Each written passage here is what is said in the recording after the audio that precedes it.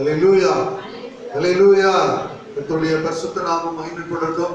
இந்த நாளிலும் ஆண்டவருடைய சமூகத்திலே வந்திருக்கிற தேவ பிள்ளைகளாக உங்கள் ஒவ்வொருவரையும் ஆண்டவர் இயேசு கிறிஸ்துவின் நாமத்தினால உங்களை வாழ்த்துகிறேன். கர்த்தர் உங்களை ஆசீர்வதிப்பாராக. ஹல்லேலூயா.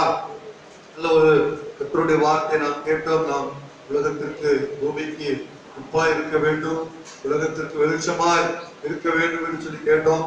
கர்த்தருடைய நாட்களில் அப்படிப்பட்டதான கிருபைகளை தேவன் நமக்கு கொடுத்து ஆண்டவருக்கு சாட்சிகளாய், ஆண்டவருக்கு ஸ்தோத்திர பிரியமானவர்களாய் நாம் காணப்பட தேவன் நமக்கு உதவி செய்வாங்க.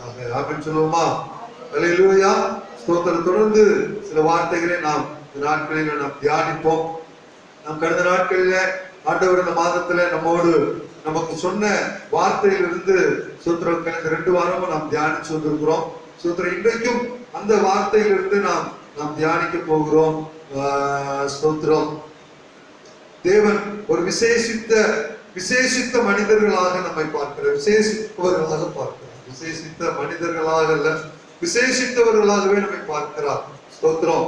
ஏனென்றால் இந்த விசேஷித்தமான மனிதர்களாகிய நம்மை ஸ்தோத்திரம் அவர் தெரிந்து கொண்டவர். அவரால் தெரிந்து கொள்ளப்பட்டவர்கள் நாம்.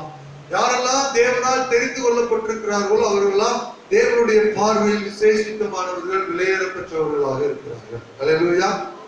மத்தேயு 6:26 இப்படி சொல்லுது, ஆகாயத்து பட்சிகளை கவனித்து பாருங்கள், அவைகள் விதைக்கிறதும் இல்லை, அறுக்கிறதும் இல்லை, களஞ்சியத்தில் சேர்த்து வைப்பதும் இல்லை, அவைகளையும் உங்கள் பரமபிதா பிழைப்பூட்டுகிறார், அவைகளை பார்க்கலும் நீங்கள் விசேஷித்தவர்களாக இருக்கிறீர்கள். ஹல்லேலூயா.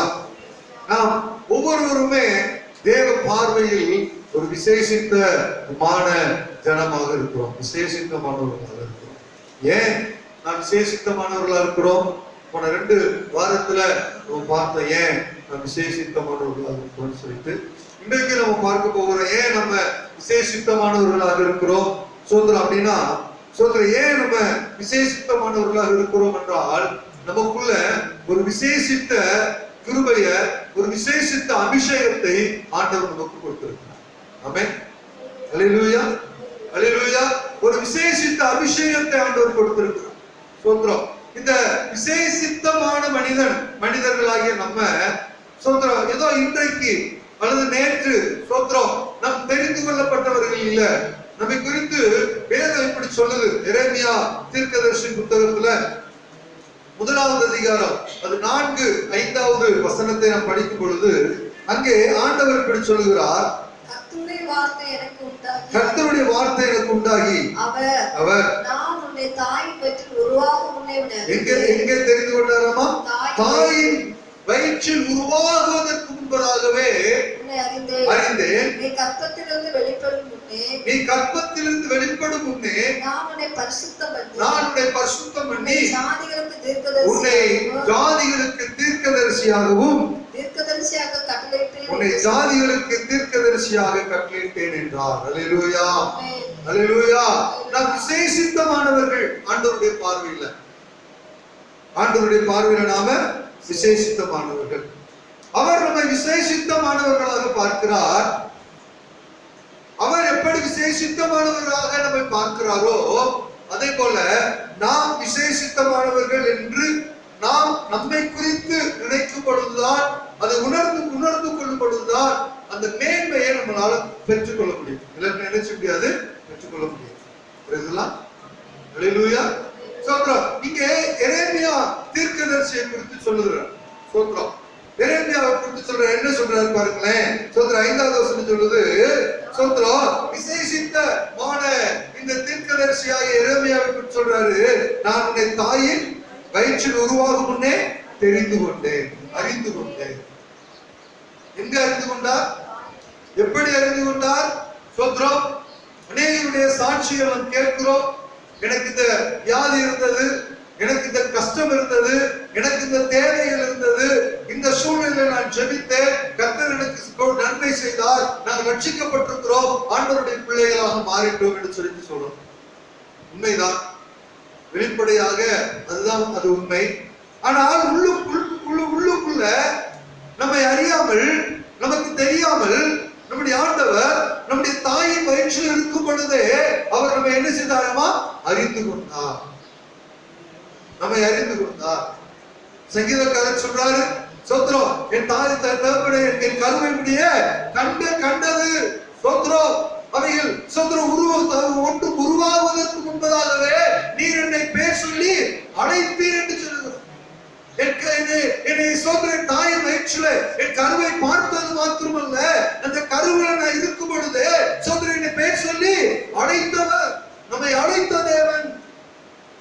வயிற்றில் இருக்கும் பொழுது நம்மை தெரிந்து கொண்டிருக்கிறார், நம்மை அறிந்திருக்கிறார். இரண்டாவது, இந்த எரேமியா தீர்க்கதரிசி குறித்து அவர் சொல்லும் பொழுது அவர் சொல்றார் பாருங்களேன், சோத்ரம் உன்னை அறிந்தேன், நீ கற்பத்திலிருந்து வெளிப்படும் போதே என்ன செய்தேன், உன்னை பரிசுத்தப்படுத்தினேன் என்று சொல்றார். ஆமென், அல்லேலூயா. எப்ப பரிசுத்தப்படுத்தினாரமா? சோத்ரம் நாம் பிறக்கும் பொழுதே, தாய் வயிற்றிலிருந்து பிறக்கும் பொழுது அவர் நம்மை பரிசுத்தப்படுத்தி நம்மை பரிசுத்தமாக்கி தான் என்ன செஞ்சிருக்கிறாராமா? நம்மை பிறக்க வச்சிருக்கிறார். Praise the Lord. நமக்குள்ள ஒரு பரிசுத்தம் என்கிற ஒரு நிலைப்பாடு நமக்குள்ள இருக்குது. சோத்ரம், பிரைஸ் தி லார்ட். சோத்ரம் லேவியராகமத்துல மோசேகிட்ட சோத்ரம் ஆரோனை குறித்து ஆசாரியர்களை குறித்து சொல்லும் பொழுது சோத்ரம் அவங்க சோத்ரம் மரித்தவர்களுக்காக அவங்க தன் சரீரத்தை கீறி கொள்ளக்கூடாது, முடிய சோத்ரம் தாடியை எரிச்சக்கூடாது, சவரம் பண்ணக்கூடாது, மொட்டை அடிக்க கூடாது, இப்படி எல்லாம் சொல்றாரு. ஏன் சொல்றாரு தெரியுங்களா? அதெல்லாம் சொல்லிட்டு சொல்றாரு, அவர்களுக்குள் சோத்ரம் அவர்களுக்குள் என்ன இருக்கிறது? அபிஷேகம் இருக்கிறது. அவர்கள் தலையின் மேல் அபிஷேகம் இருக்கிறது. என்னுடைய அபிஷேகத்தை அவர்களுக்குள்ள என்ன செஞ்சிருக்கிறேன்? வைத்திருக்கிறேன். ஆண்டவர் நம்மை தாய் வயிற்றிலிருந்து வெளிப்படும் பொழுது ஒரு அபிஷேகத்தை கொடுத்து அனுப்பியிருக்கிறார். என்ன அபிஷேகம் தெரியுமா? பரிசுத்தம் என்கிற ஒரு அபிஷேகத்தை கொடுத்தார். அல்லேலூயா, அல்லேலூயா. இந்திய நாட்கள்ல நம்ம எல்லாம் சோத்ரம் அபிஷேகத்தை பெற்றிருக்கிறோம், அபிஷேகத்தை பெற்றிருக்கிறோம் சொல்லிட்டு ஆவில நிறைந்த அந்நிய பாஷை சோத்ரம் அந்நிய பாஷையில கர்த்தரை ஆராதிக்கிறோம். அந்த அபிஷேகத்தை பெற்றுக் கொள்வதற்காக, ஆவியானவருடைய வரங்களை பெற்றுக் கொள்வதற்காக காத்திருக்கிறோம்.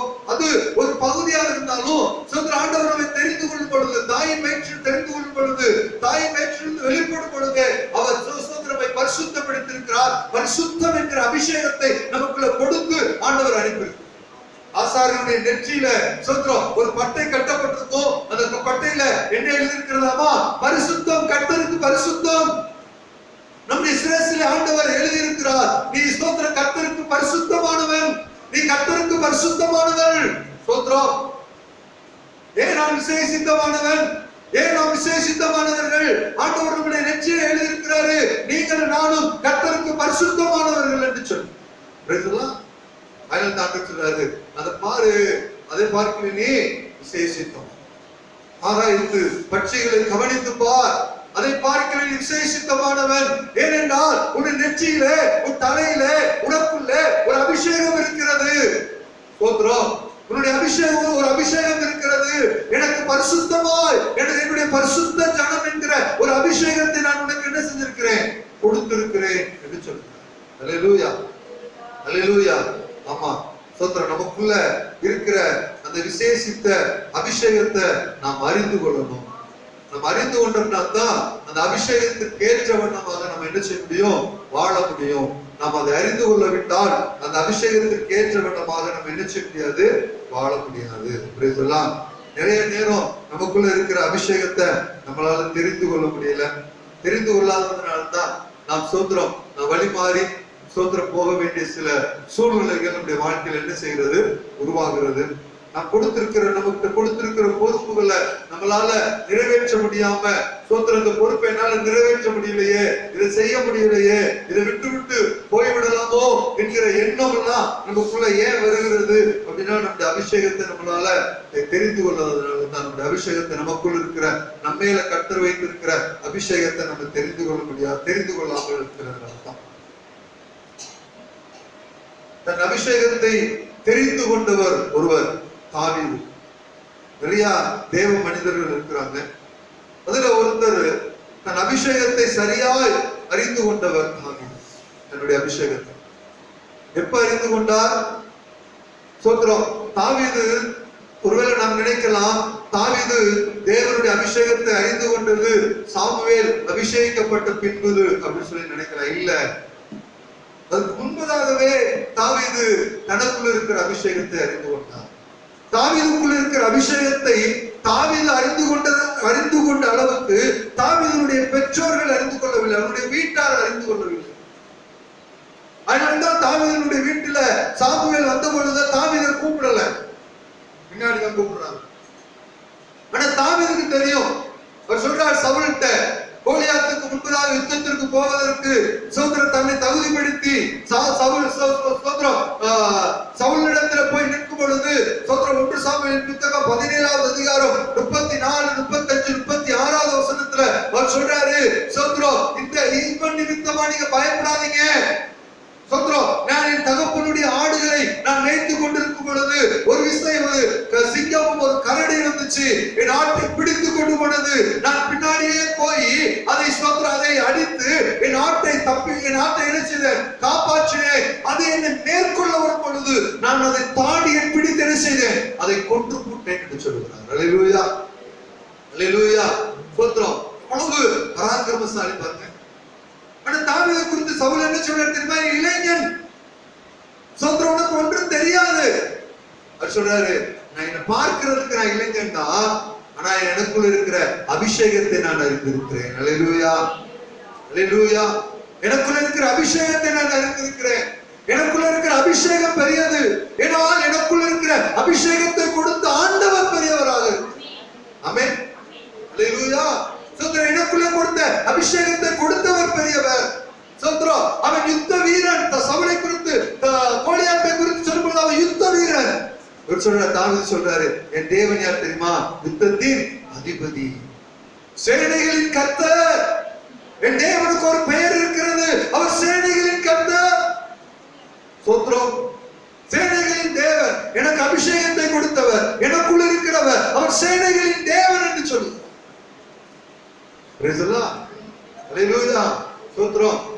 சாதாரணமா மனிதர்கள் ஒரு பூனையை பார்த்தா சோத்திரம் பயந்துக்கிறோம், ஒரு பள்ளியை பார்த்தா, ஒரு கரப்பாம்பூச்சியை பார்த்தா, ஒரு சோத்திரம் ஒரு பூரானை பார்த்தா எல்லாம் பயந்துக்கிறோம். பயம் வந்துருது. சின்ன பாம்பை பார்த்தா பயம் வந்துருது. சிங்கம் அது சாதாரணமா போகல. அந்த சிங்கம் இறையை கவ்விக்கிட்டு போகுது, ஆட்டை பிடிச்சிட்டு போகுது. ஆட்டை பிடிச்சிட்டு போகும், பயங்கர ஆக்ரோஷத்தோட பயங்கர கோபத்தோட போகும். யாரும் பக்கத்துல வர விடாது. சோத்திரம், பயங்கர கோபமா இருக்கும்.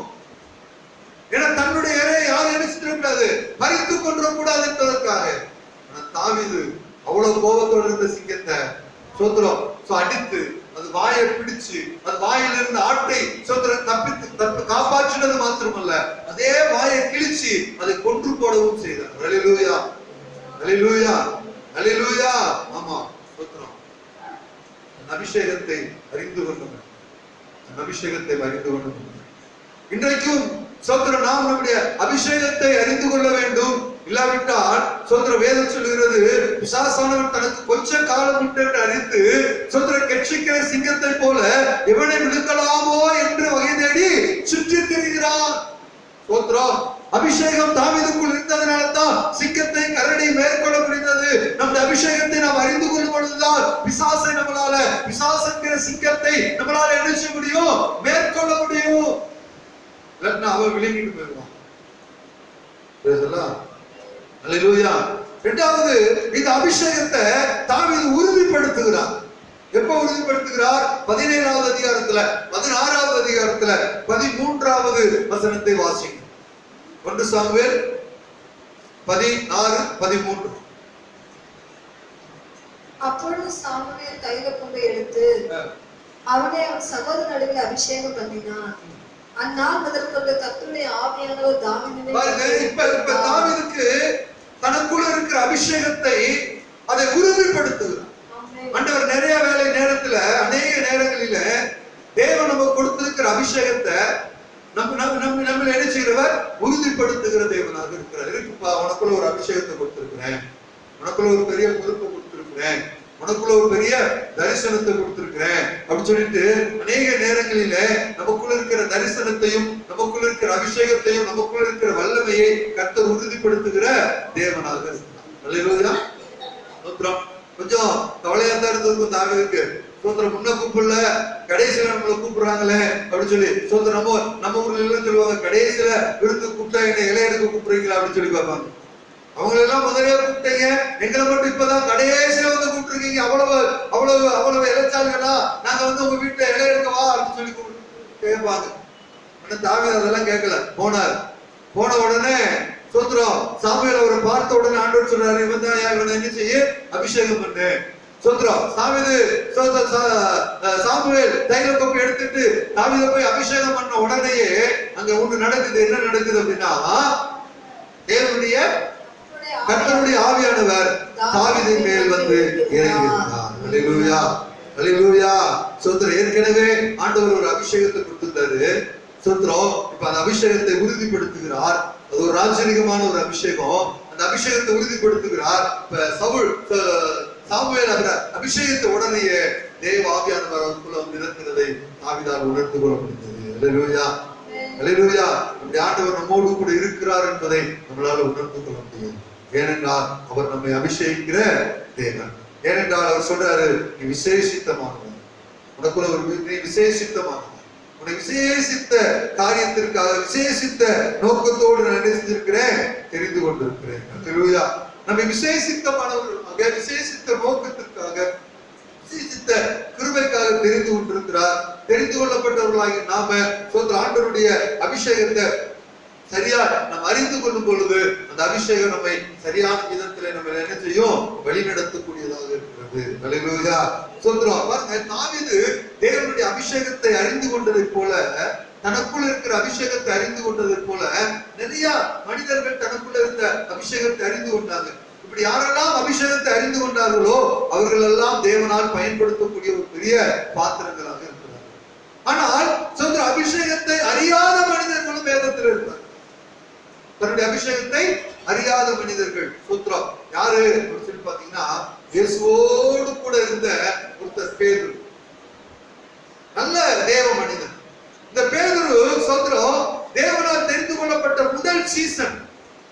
இயேசு எங்கெல்லாம் போகிறாரோ அங்கெல்லாம் பேதுரு கூட்டிட்டு போறார். முக்கியமான இயேசு செய்த எல்லா அற்புதங்களிலும் பேதுரு இருக்கிறார். இயேசு செய்த எல்லா அதிசயங்களிலும் பேதுரு இருக்கிறார். சோத்திரம். ஆனா பேதுரு தனக்குள்ள இருக்கிற அபிஷேகத்தை அறியாமல் இருந்தார், உணராமல். ஃபர்ஸ்ட் பேதுருடைய அபிஷேகம் என்ன அப்படி சொல்லி பாத்தீங்கன்னா, 1 பேதுரு லூக்கா எழுதின சுவிசேஷம் 5வது அதிகாரம் அதனுடைய 10வது வசனத்தில் எப்படி சொல்லுது, இயேசு பயப்படாதே பயப்படாதே. பாருங்க, பேதுருக்கு கொடுத்த முதல் அபிஷேகம் என்ன தெரியுங்களா? சோத்ரோ, ஆண்டவர் சொல்றாரு, பேதுருவே, இதுவரைக்கும் இவ்வளவு மீனை பிடிச்சிட்டு இருந்த, இனிமேல் நீ மீனை பிடிக்க போறதில்ல. எப்படி எவ்வளவு திரளான மீனை பிடிச்சையோ அதே போல திரளான ஆத்துமாக்களை, மனிதர்களை பிடிக்க போகிறாய். அல்லேலூயா. சோத்ரம். பேதுரு உண்மையிலேயே அந்த அபிஷேகத்தை பெற்றவர் தான். அந்த அபிஷேகத்தை பெற்றதுனால தான் பேதுருடைய முதல் பிரசங்கத்துல சோத்திரம் 3000 பேரும், 2வது பிரசங்கத்துல 5000 பேரும் ரட்சிக்கப்பட்டாங்க. அல்லேலூயா. சோத்திரம். ஒரு நாள் சீசர்களால் எந்த ஒரு சோத்திர அற்புதமும் செய்ய முடியல. ஆனா இன்னைக்கு தேவாலயத்திற்கு போகும் பொழுது 40 வருடமாய் சோத்திர தாயின் வயிற்றில் சப்பானியாய் பிறந்த மனுஷன் நினைச்சுதாங்க எழுந்து நடக்க ஆரம்பித்தார். சோத்திர பேதுரு போய் நின்று பிரசங்கித்தாலே எல்லோரும் பரிசுத்தாவினால் என்ன செய்தார்கள், நிரப்பப்பட்டார்கள். அப்படி ஒரு ஆவியின் அபிஷேகத்தை பெற்ற ஒரு வல்லமையான மனிதனாக பேதுரு காணப்படுகிறார். இங்கே ஆண்டவர் அவற்றை அப்படிதான் சொல்றாரு, நீ யார் தெரியுமா? சோத்திர மீன் பிடிக்கிற சாதாரண மனிதன் இல்ல, உன்னை கொண்டு தேசத்துல மனிதர்களை பிடிக்கிறவனாய் மாற்ற போகிறேன். நீ அப்படி மாற்ற போகிறேன். அந்த அபிஷேகத்தை நான் உனக்கு என்ன செய்ய போகிறேன், தரப்போகிறேன். அல்லேலூயா. 2வது பேதுருக்கு ஒரு அபிஷேகத்தை ஆண்டவர் கொடுக்கிறார். சோத்திர மத்தேயு எழுதின சுவிசேஷம் 16வது அதிகாரத்தில் அங்கே சொல்லப்பட்டிருக்கிறது. 17வது வசனத்திலிருந்து வாசிக்கும் பொழுது, இயேசு அவனை நோக்கி, யோனாவின் குமாரனாகிய சீமோனே, நீ பாக்கியவான். மாம்சமும் இரத்தமும் இதை உனக்கு வெளிப்படுத்தவில்லை, பரலோகத்தில் இருக்கிற பிதா இதை உனக்கு வெளிப்படுத்தினார். மேலும் நான் உனக்கு சொல்லுகிறேன், நீ பேதுருவாய் இருக்கிறாய். இந்த கல்லின் மேல் சபையை, ஆண்டவர் சொல்றார், இந்த கல்லின் மேல் பேதுருவே, உன்னை கொண்டு நான் என்ன செய்ய போகிறேன், சபையை கட்ட போகிறேன். பாதாளத்தின் வாசல்கள் அந்த சபையை என்ன செய்ய முடியாது, மேற்கொள்ள முடியாது. சோத்திரம். அதுக்கு அடுத்ததான் ஒரு முக்கியமான காரியத்தை, முக்கியமான ஒரு அபிஷேகத்தை ஆண்டவர் பேதுருக்கு கொடுக்கிறார். என்ன சொல்றாரு பாருங்க, பரலோக ராஜ்யத்தின் திறவுகோலை நான் உனக்கு கொடுக்கிறேன். பூலோகத்தில் கட்டுகிறது எதுவோ அது பரலோகத்திலும் கட்டப்பட்டிருக்கும். எழுதப்பட்டிருக்கும். பூலோகத்தில் நீ கட்டவிழ்ப்பது எதுவோ அது பரலோகத்தில் கட்டவிழ்க்கப்பட்டிருக்கும் என்றார். அல்லேலூயா. இதனுடைய அர்த்தம் என்ன? ஏற்கனவே ஆண்டவர் பேதுருக்கு ஒரு அபிஷேகம், பேதுருவை அபிஷேகித்திருக்கிறார். பேதுருக்கு ஒரு வாக்கு பண்ணியிருக்கிறாரு, நீ உன்னை மனிதர்களை பிடிக்கிறவர்களாய் மாற்றுவேன். இப்ப பேதுருட்ட இப்ப சொல்றாரு, பரலோக ராஜ்யத்தின் திறவுகளை உனக்கு கொடுத்திருக்கிறேன். இந்த பரலோக ராஜ்யத்தின் திறவுகளை இருக்கு தெரியுமா? உன்னுடைய பிரசங்கத்திலே, உன்னுடைய ஊழியத்திலே நீ மனிதர்களை பிடிக்கிறாயே, அந்த மனிதர்களை அப்படியே கொண்டு வந்து பேதுரு என்கிற சபையில நீ உன்னை அந்தமாய் வைத்து சபையில அவர்களை பரிசுத்தப்படுத்தி அவர்கள் அப்படியே பரலோக ராஜ்யத்திற்கு நேராக கொண்டு செல்ல வேண்டும். ஆக இந்த உன்னதமான வேலையை உன்னுடைய கரத்திலே நான் கொடுத்திருக்கிறேன். அப்படிப்பட்ட மேன்மையான அபிஷேகம் உனக்குள்ள இருக்கிறது என்று சொல்கிறார். அல்லேலூயா, அல்லேலூயா. சாதாரண மனிதன் அல்ல.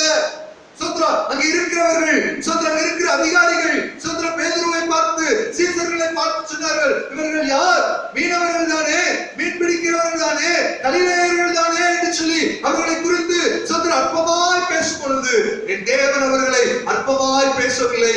பேதுரு, நீ அற்பமான மனிதன் இல்லப்பா. சோத்ரம் நீ பரலோக ராஜ்யத்திற்கு நேராய் ஆத்துமாக்களை ஆதாயப்படுத்துகிற மனிதன் என்று சொன்னார். அல்லேலூயா, அல்லேலூயா. நீங்களும் நானும் அற்பமானவர்கள் அல்ல, அற்பமானவர்கள் அல்ல, அற்பமாய் எண்ணப்படுகிறவர்கள் அல்ல. நமக்குள்ள ஒரு அபிஷேகம் இருக்கிறது. நாம் சோத்ரம் பூமியிலே மனிதர்களை பிடித்து சபையில வைத்து சபையில் இருந்தவர்களை பரலோக ராஜ்யத்திற்கு நேராக வழிநடத்தக்கூடியவர்களாக இருக்கிறோம். பிரைஸ் தி லார்ட், அல்லேலூயா. ஒரு மிகப்பெரிய அபிஷேகத்தை கற்றுக் கொடுத்தார். மிகப்பெரிய ஒரு அபிஷேகம். சோத்ரம் ஒவ்வொருவரிடத்திலும் ஒரு தனிப்பட்ட ஒவ்வொரு தேவ பிள்ளைகளிடத்திலும், ஒவ்வொரு தனிப்பட்ட ஒவ்வொரு விசுவாசனிடத்திலையும் ஆண்டவர் ஒரு மிகப்பெரிய அபிஷேகத்தை, மிகப்பெரிய பொறுப்பை ஆண்டவர் கொடுத்திருக்கிறார். அல்லேலூயா, அல்லேலூயா, அல்லேலூயா. இவ்வளவு பெரிய பொறுப்பை பெற்ற பேதுரு என்ன செய்தார் தெரியுங்களா? சோத்ரம் வேதம் சொல்லுது, இயேசுவை மறுதலிக்கவும் சபிக்கவும் சத்தியம் அனுமதித்தார். அல்லேலூயா. அவர் தெரியாது, நான் இல்ல. சோத்ரம் இயேசுவை மறுதலித்தார், நான் அவர் கூட இல்லைன்னு சொன்னார். சோத்ரம் கடைசியா அவரை சபிக்கவும் சத்தியம் பண்ணவும் தொடங்கினார். சோத்ரம் குணம் செஞ்சுட்டு யோவான் 21வது அதிகாரத்துல சீசர்களை பார்த்து சொல்றாரு, நான் மீன் பிடிக்க போறேன், நான் விட்டு வந்த தொழில பார்க்க போறேன். அபிஷேகத்தை உணராமல், அபிஷேகத்தை நினையாமல், தனக்குள் இருக்கிற பொறுப்பை நினையாமல் நான் விட்டு வந்த வேலைக்கு போவதற்காக அவன் பிரயாசப்படுகிறதை பார்க்கிறோம். அல்லேலூயா. நமக்குள்ள இருக்கிற அபிஷேகத்தை, நமக்கு கொடுத்திருக்கிற பொறுப்பை, உங்களுக்கு கொடுத்திருக்கிற பொறுப்பை உணராம நீங்க திரும்ப சோதனை நீங்க விட்டு வந்த வேலைக்கு நேராய் போவீர்களே, ஆனால் சோதனை என்ன நடக்கு தெரியுமா? நிறைய நேரத்துல நினைச்சிடும், நான் யார் தெரியுமா? சோதனை பேதுரு நினைச்சிருப்பேன், நான் யார் தெரியுமா? இயேசு கிட்ட வர்றதுக்கு முன்னாடி நான் ஒரு மிகப்பெரிய மீன் பிடிக்கிறவன். சோத்ரம் என்கிட்ட சோதனை நிறைய மீன் பிடிக்கக்கூடிய சோத்ரம் எனக்கு வேலையாட்கள் நிறைய பேர் இருந்தாங்க. மீன் பிடிக்கக்கூடிய போட்டு நிறைய இருந்துச்சு. நான் மிகப்பெரிய மீன்பிடியில மிகவும் சோத்ரம் கை தேர்ந்த மனிதன். சோத்ரம் அப்படி சொல்லி பேதர் நினைத்திருக்கலாம். சோத்ரம் ஆயினால் தான் பேசுறாரு, நான் மீன் பிடிக்க போறேன். இயேசு அழைக்கும் பொழுது இதே மாதிரிதான் பேதருக்கு சம்பவிச்சு. ஒரு மீன் எடுத்துல கிடைக்கல, இப்ப திரும்பி போகிறார். நம்முடைய திறமையை, நம்முடைய அறிவை, சோத்ரம் நம்முடைய அறிவை, நம்முடைய திறமையை சார்ந்து என்னால முடியும், நான் செய்வேன், என்னால வாழ முடியும், என்னால பார்க்க முடியும் அப்படின்னு சொல்லி உங்க திறமைய, உங்களுடைய அறிவை நீங்க நினைச்சீங்கன்னா நீங்க திறமைசாலிகள் என்று நினைத்தீர்களால் உங்கள் திறமை அங்க ஒன்று செய்யாது. உங்கள் திறமை தேவனுடைய அபிஷேகத்திற்கு முன்பதாக வெறும் பூஜ்ஜியம் தான். சோத்ரம் அதுல ஒரு பலனும் என்ன இல்லவே இல்லை, பூஜ்ஜியம். சோத்ரம் நான் தேவனுடைய பார்வையில ஒன்றும் இல்லாதவர்கள். நான் தேவனை விட்டு விடும் பொழுது, தேவனை விட்டு விலகும் பொழுது சோத்ரம் நம்மளால ஒண்ணுமே செய்ய முடியாது, ஒண்ணுமே செய்ய முடியாது. பேதுரு போறாரு, மீன் பிடிக்க போறாரு. அன்னைக்கு சோத்ரம் எப்படி மீன் கிடைக்கலையோ இன்னைக்கும் அதே போல மீன் கிடைக்கல, ஒரு மீன் கிடைக்கல. இயேசு வந்து சொல்றாரு, சோத்ரம் வலது பக்கமா என்ன செய்ய, போடுப்பா, வளைய போடு. போட்டா 120 சோத்ரம் 153 பெரிய மீன்கள். அத்தனை மீன் இருந்தும் என்ன செய்யலுங்க, இன்னைக்கு இயேசு சொன்னதுனாலதான் அன்னைக்கு மீன் வந்துச்சு. இன்னைக்கு இயேசு சொன்னதுனாலதான் இன்னைக்கு என்ன வருதுங்க, மீன் வருது. அல்லேலூயா. இயேசு நம்ம கூட இருந்தா தான் இயேசு சொன்னாதான் நமக்கு எதுவுமே வரும். இயேசு சொல்லாதுன்னா நமக்கு ஒண்ணுமே என்ன செய்யாதுங்க, வராது. அல்லேலூயா. எனக்கு வேலை இருக்குப்பா, எனக்கு சம்பாத்தியம் இருக்குப்பா, எனக்கு தொழில் இருக்குப்பா, எனக்கு திறமை இருக்குப்பா, எனக்கு அறிவு இருக்குப்பா, நான் நல்லா படிச்சிருக்கிறோம்ப்பா, சோத்திரம் சோத்திரம் எல்லாம் இருக்கலாம். இயேசு நமக்குள் இல்லாவிட்டால் ஆரம்பத்தில் சொன்னது போல இயேசு நமக்குள்ள இல்லாட்ட நம்ம வெறும் ஜீரோ. இயேசு நமக்குள்ள இருந்தா தான் நம்ம ஹீரோவாக என்ன செய்ய முடியும், மாற முடியும். அல்லேலூயா அல்லேலூயா. ஆண்டவர்கிட்ட நம்மளை கொடுப்போம், ஆண்டவர்கிட்ட கொடுப்போம். ஒருவேளை நமக்குள்ள இருக்கிற அபிஷேகத்தை சோதனை நாம் மறந்து போகலாம். பேதுரு மறந்து போனது போல நமக்குள்ள இருக்கிற அபிஷேகத்தை நாம் மறந்து போகலாம். ஆனால் நம்மை அபிஷேகித்த ஆண்டவர் நம்மை ஒருபோதும் என்ன செய்ய மாட்டாருங்க, மறக்க. நம்மை ஒருபோதும் மறக்க மாட்டார். நம்மை அபிஷேகித்த ஆண்டவர் ஒருபோதும் நம்மை மறக்கிற தேவன் இல்ல. பேதுருவை ஆண்டவர் மறக்கல. பேதுருவை திரும்பவும் அவரை ரீப்ளேஸ் பண்ணி திரும்பவும் அவரை உருவாக்கி தேவன் தன்னை அழைத்த ஸ்தானத்துல பேதுருவை நிறுத்தினதை போல இன்றைக்கு நம்மளையும் அவர் நிறுத்த ஒரு போதுமானவராக இருக்கிறார். அல்லேலூயா. ஆயினால் ஆண்டவர் சொல்றாரு, பறவைகளை எல்லாம் கவனிச்சு பாரு, அதை பார்க்கிறேன் விசேஷம். விசேஷித்தவன் மற்ற மனிதர்களை பார்க்கிறோம், மற்றவர்களை பார்க்கிறோம், உன் சொந்தத்தை பார்க்கிறோம், உன் உறவுகளை பார்க்கிறோம், உன்னுடைய சோதர மற்றவர்களை பார்க்கிறோம், உன்னுடைய நண்பர்களை பார்க்கிறோம், எல்லாரும் பார்க்கிறோம். வீட்டில் இருக்கிற, உன் குடும்பத்தில் இருக்கிற, உன் தேசத்தில் இருக்கிற எல்லாரும் பார்க்கிறோம். நீ விசேஷித்தமானவன். உன்னை எனக்கு என்று தெரிந்து கொண்டிருக்கிறேன். சோத்ரம், நீ விட்டு போகலாம், ஆனா நான் மறுபடியும் பரிசுத்தப்படுத்தி மறுபடியும் என்னுடைய அழைப்பை உறுதிப்படுத்தி என் ஸ்தானத்துல நிறுத்துவேன்னு சொல்லிட்டு பேதுருவை நிலைநிறுத்தினது போல நம்மை நிலைநிறுத்த அவர் போதுமானவராக இருக்கிறார். ஆக ஆண்டவர்கிட்ட நம்ம கொடுப்போம். நம்முடைய அழைப்பை மறந்து போகிறவர்களா இல்ல, சோத்ரம், நம்முடைய அழைப்பை தெரிந்து கொண்டவர்களா, நம்முடைய அபிஷேகத்தை தெரிந்து கொண்டவர்களா, நம்ம அபிஷேகத்துல நிலைநிற்க தேவனாய் கர்த்தர் நமக்கு உதவி செய்யட்டும். கர்த்தருடைய நாமத்தினாலே கர்த்தர் நம்மை ஆசீர்வதிப்பார். அவ்வளவு நிற்போம். தேவனை நோக்கி பார்ப்போம். நம்முடைய ஆண்டவரை நோக்கி பார்ப்போம். ஆண்டவரே, உடைய பாதத்தில் வந்திருக்கிறப்போ, உடைய சமூகத்துல வந்திருக்கிற ஆண்டவரே, உடைய பொற்பாதத்தில் வந்திருக்கிற ஆண்டவரே, உடைய கிருபையில வந்திருக்கிற ஆண்டவரே, உடைய இரக்கத்துல வந்திருக்கிற ஆண்டவரே, உடைய தயவுல வந்திருக்கிற ஆண்டவரே, உடைய மகிமையில வந்திருக்கிற ஆண்டவரே, உடைய மாட்சிமையில் ஆண்டவரே, உடைய வல்லமையில் ஆண்டவரே இந்த நாட்களில் கடந்து வந்திருக்கிற ஆண்டவரே, கர்த்தர் எங்களை பலப்படுத்தும். ஆண்டவரே சொல்லுங்க, எங்களை பலப்படுத்துங்கப்பா. இயேசுவே ஸ்தோத்திரிக்கிற ஆண்டவரே. ஹல்லேலூயா ஹல்லேலூயா ஹல்லேலூயா ஹல்லேலூயா ஹல்லேலூயா ஹல்லேலூயா. ஜெபம் பண்ணுங்க, ஜெபம் பண்ணுங்க. ஆண்டவர்கிட்ட கொடுங்க, ஆண்டவர்கிட்ட கொடுங்க. நம்மளை ஆண்டவருடைய கரத்தில், ஆண்டவருடைய சமூகத்தில் நம்ம அர்ப்பணிப்போம். Praise the Lord. நீதியின் பாதையிலே அவர் நீதம் நம்மை நடத்துகிறார். நீதியின் பாதையிலே அவர் நீதம் நம்மை நடத்துகிறார். எது வந்த போதும் மாறாத இந்த புது வாழ்வை தருகின்றார். அல்லேலூயா. எது வந்த போதும் மாறாத இந்த புது வாழ்வை தருகின்றார். கர்த்தாவின் ஜனமே கைத்தாளமுடனே களி கூர்ந்து கீதம் பாடு. சாலேமினாதா நம் சொந்தமானார் சங்கீதம் பாடியாடு. மறுமையின் வாழ்வினிலே இயேசு மன்னவன் பாதத்திலே. மறுமையின் வாழ்வினிலே இயேசு மன்னவன் பாதத்திலே. பசுதாகம் இன்றி துதிகணம் பாடி பரனோடு நீதம் வாழுவேன். அல்லேலூயா. பசிதாகம் இன்றி துதிகணம் பாடி பரனோடு நீதம் வாழுவேன். சொல்லுங்க. கர்த்தாவின் ஜனமே கைத்தாளமுடனே களி கூர்ந்து கீதம் பாடு. சாலோமின் ராஜா நம் சொந்தமானார் சங்கீதம் பாடியாடு. அல்லேலூயா. கர்த்தாவின் ஜனமே கைத்தாளமுடனே களி கூர்ந்து கீதம் பாடு.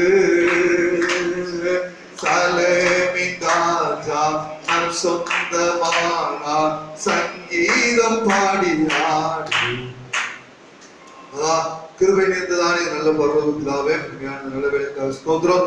வேலையினுடைய பொறுப்பாளத்தில் வந்திருக்கிறப்பாக தன்னை பலப்படுத்தும் தேவரீருடைய கிருபை தயவுலகம் பாதுகாவலங்களை நாட்களில் சூழ்ந்து கொள்ள தேவனாக பிரதோஷிப்பா மட்டும் எங்களை தாங்கி நடத்துகிறவர் தொடர்ந்து காத்து கொள்ளுங்க. ஆண்டவரே, ஆகாயத்து பறவைகளை பார்த்து எங்களை விசேஷித்தவர்களை தெரிந்து கொண்டிருக்கிறீங்க. ஆண்டவரே, என்னென்றால் விசேஷித்த ஆண்டவரே தகப்பனுடைய விசேஷித்த அபிஷேகம் விசேஷித்த கிருபைகள் எங்களுக்குள்ள இருக்கிறது. அதற்காக மக்கள் நாங்கள் நன்றி செலுத்துகிறோம். தொடர்ந்து எங்களை காத்துக் கொள்ளுங்க சப்பா. வார்த்தை கேட்ட ஒவ்வொருவரும் இந்த வார்த்தையினால் ஆசீர்வதிக்கப்படுறதுக்கு உதவி செய்யுங்க. ஆண்டவரே, மகிமைக்குள் மறைத்துக் கொள்ளுங்க. ஆண்டவரே, பிரசனத்திற்குள்ளால் ஒவ்வொருவரையும் மறைத்துக்குள்ளும் ஆசீர்வதி. இயேசு கிறிஸ்துவின் நாமத்தில் ஜெபிக்கிறோம் பிதாவே. ஆத்துமாவே கர்த்தரை உள்ளமே பரிசுத்த நாமத்தை ஆத்துமாவே கர்த்தரை கர்த்தர் செய்த சகல உபகாரங்களை அல்லேலூயா அல்லேலூயா அல்லேலூயா.